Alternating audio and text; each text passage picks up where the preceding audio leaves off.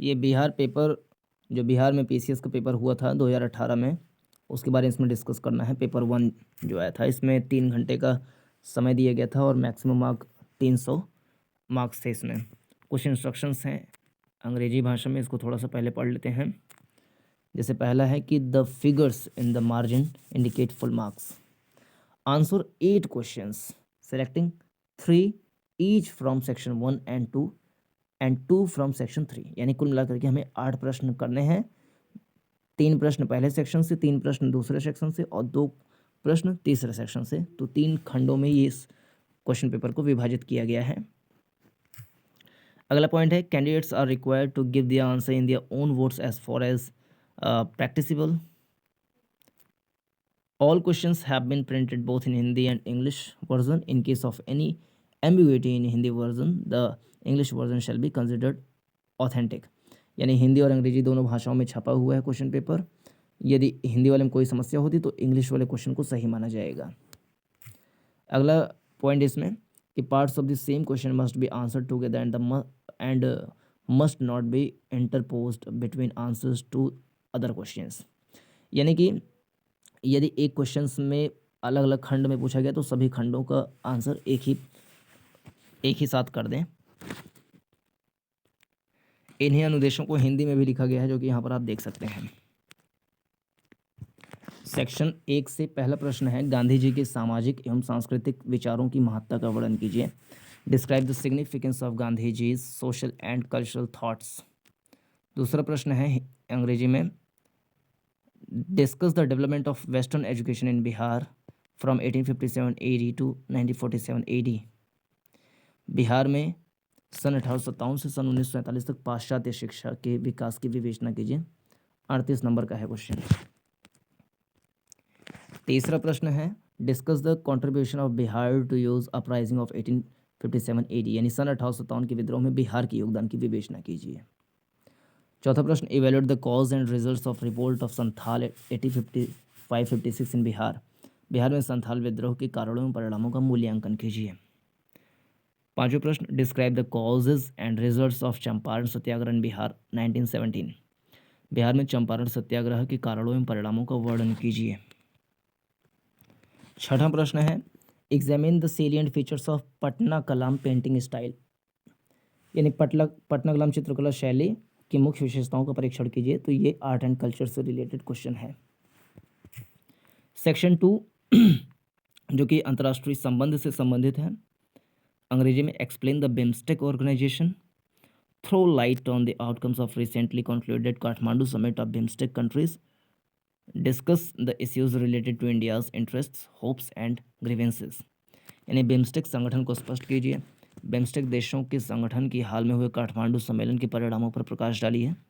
भारत के हित आशाएं एवं अपेक्षाओं से संबंधित विषयों की विवेचना कीजिए।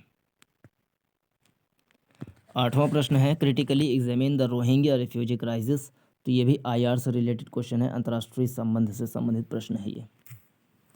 Describe the role of Myanmar China India and Bangladesh in evolution and resolution of the crisis, throw light on the violation of human rights in context to Rohingya refugees. यानी रोहिंग्या शरणार्थी संकट की आलोचनात्मक विवेचना कीजिए। इस संकट की उत्पत्ति एवं समाधान में म्यांमार, चीन, भारत एवं बांग्लादेश की भूमिका का वर्णन कीजिए। रोहिंग्या शरणार्थियों के संदर्भ में मानवाधिकारों के हनन पर प्रकाश डालिए।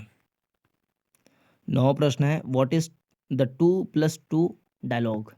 Clear the 2+2 dialogue between India and USA in context to India and Iran bilateral relations.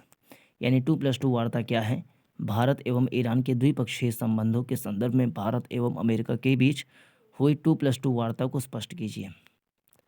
10वां प्रश्न है what do you know about NRC dispute, illuminate the political intentions behind it, discuss the international impacts of this issue. यही प्रश्न हिंदी में भी है कि NRC विवाद से आप क्या समझते हैं, इस विवाद में निहित राजनीतिक मंशाओं को स्पष्ट कीजिए, इस मुद्दे के अंतर्राष्ट्रीय प्रभावों की विवेचना कीजिए। 11वां प्रश्न illustrate the international terrorism, how is the international community today trying to fight the meanings of international terrorism, what is UNO's contribution. यानी अंतर्राष्ट्रीय आतंकवाद को स्पष्ट कीजिए। आज अंतर्राष्ट्रीय समुदाय किस प्रकार अंतर्राष्ट्रीय आतंकवाद के खतरे की समाप्ति के लिए प्रयास कर रहा है, संयुक्त राष्ट्र संघ का क्या योगदान है।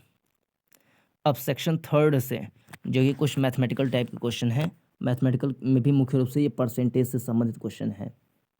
तो परसेंटेज पे अगर अच्छा पकड़ रहेगा तो इस क्वेश्चन को आराम से टैकल किया जा सकता है।